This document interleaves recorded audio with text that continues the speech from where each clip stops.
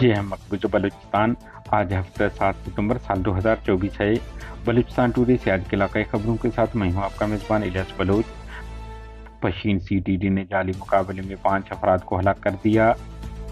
تربت Pakistani forces پر بم حملہ دھماکہ، یوب کے علاقہ غریب آباد مسیحی برادری لونی کے قریب ایک بم برآمد ہوا ہے۔ ریاستی ایجنٹ اور موبائل ٹاورز پر حملوں کی ذمہ داریاں قبول کرتے ہیں بی ایل ایف۔